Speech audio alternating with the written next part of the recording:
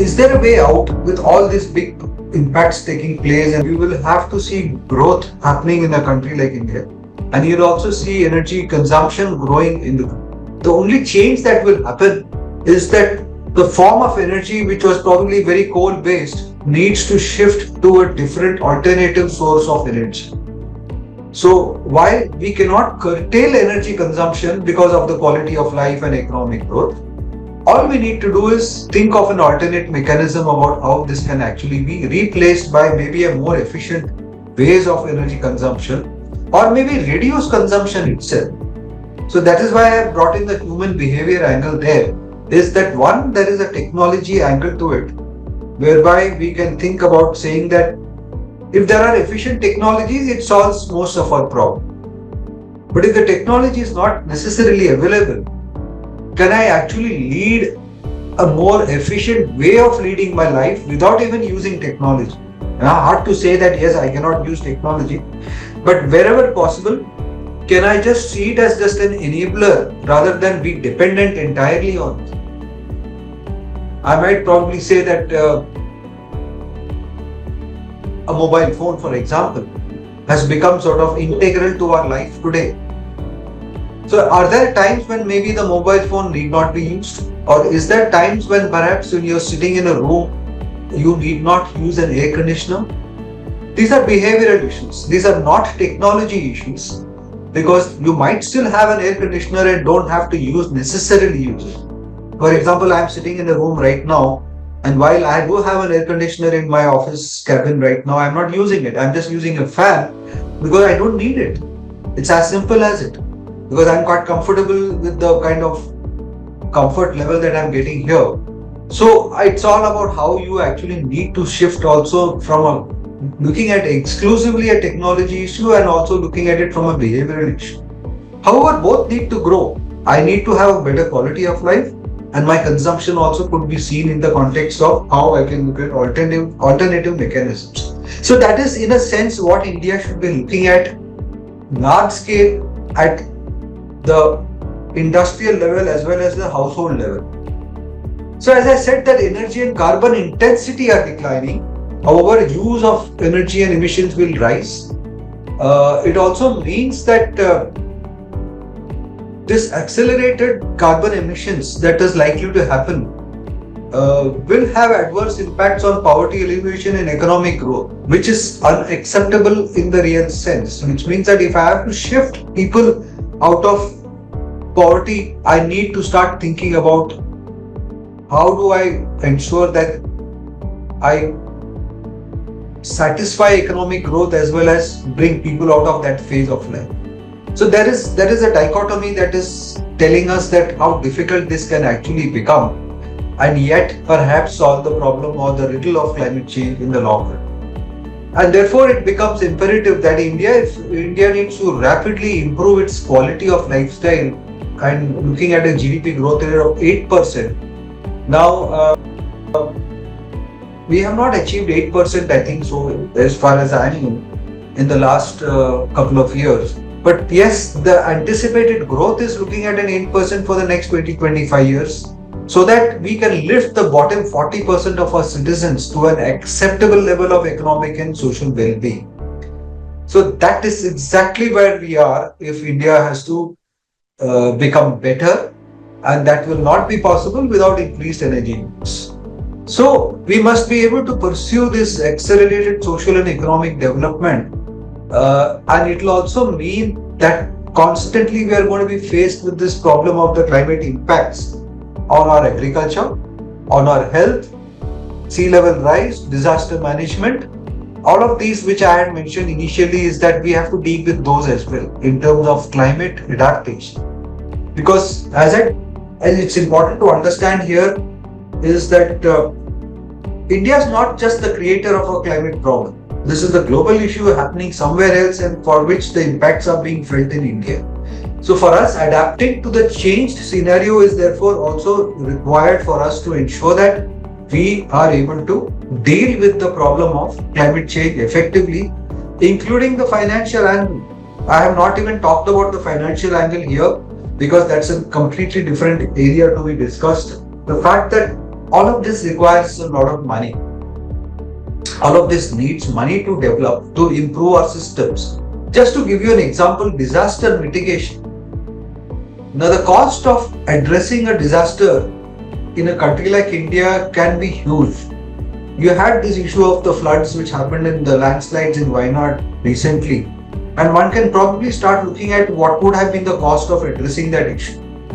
One, the post-disaster issue and how much the cost has been to rehabilitate people and to rebuild systems there, as well as perhaps the cost of addressing what is called a disaster resilience model that has to be created for us, like early warning systems.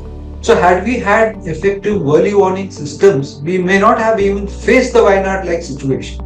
But in order to do that, we need a lot of money to ensure that the right technologies are in place. So it's a pre-scenario before a disaster and a post-scenario after a disaster. And there's money going to be required everywhere to ensure that our adaptation responses to climate change are met successfully. And in a way, this is also important because, if we want to keep that 8% GDP growth rate, we will continue to be pushed down by these kind of disasters, and our economic and social well-being will never be able to reach that state of quality of life that we all aspire. So every time we are trying to do something good, and here comes a climate disaster, it pushes us down and pushes us back 5 to 10 years, and it takes that much longer time for us to come back into the current reality. So this is where the problem of climate change comes from both sides. It also is coming from the fact that you are looking at the technological energy issue angle, but you're also looking at an adaptation angle which is pushing you down tremendously. And overall, your economic status is therefore always compromised because of these environmental problems.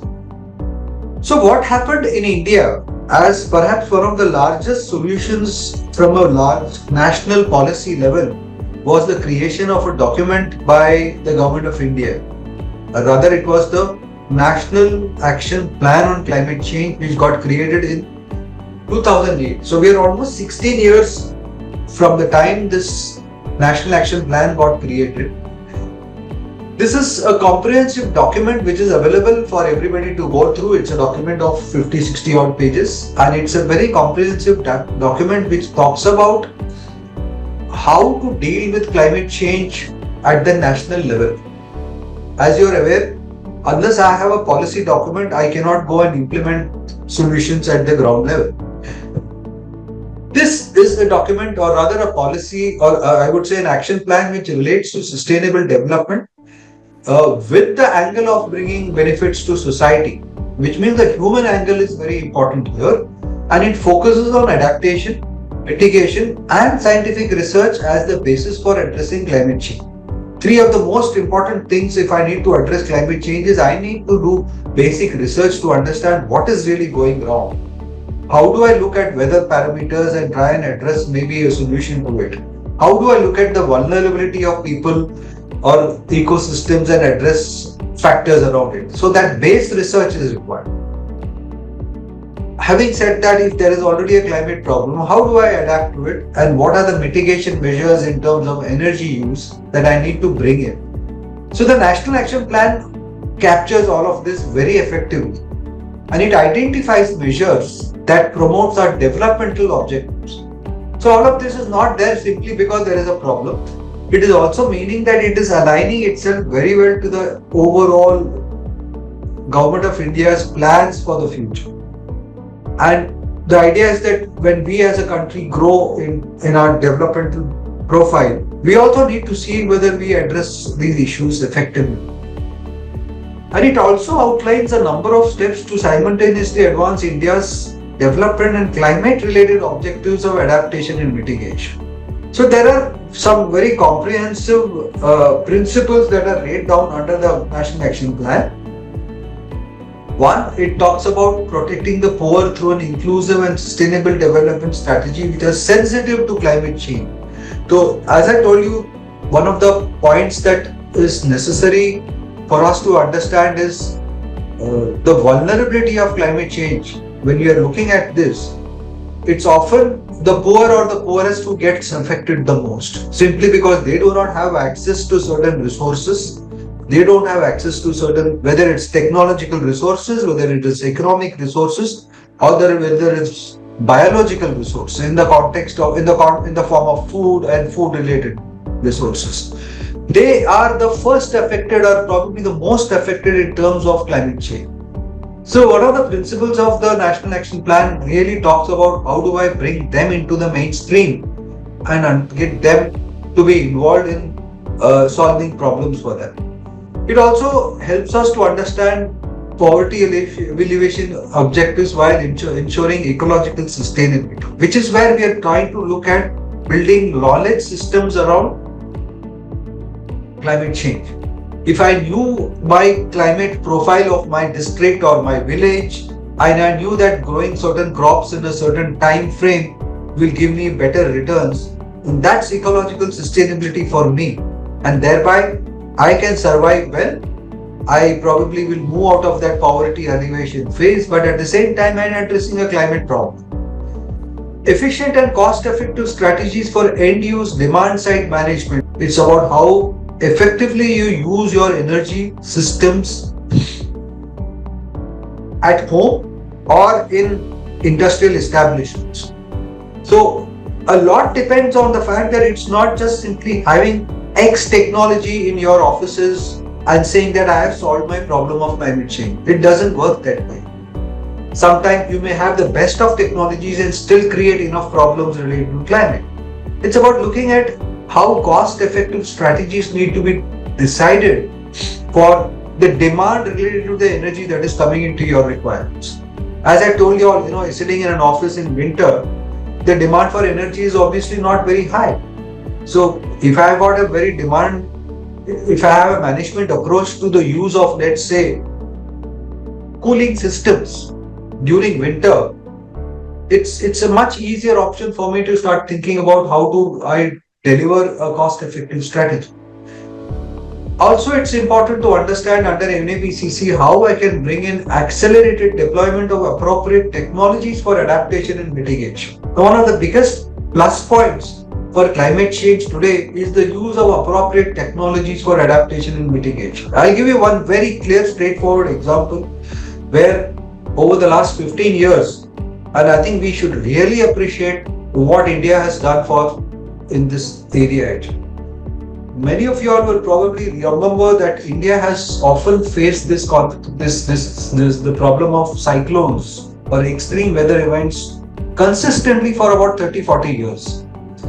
And most of these cyclones hit the eastern coast of India. So whether it is West Bengal, Odisha, Andhra Pradesh, Tamil Nadu, the entire brunt of the cyclones are hit on the eastern coast during the months of October to December and maybe even the other times of the year.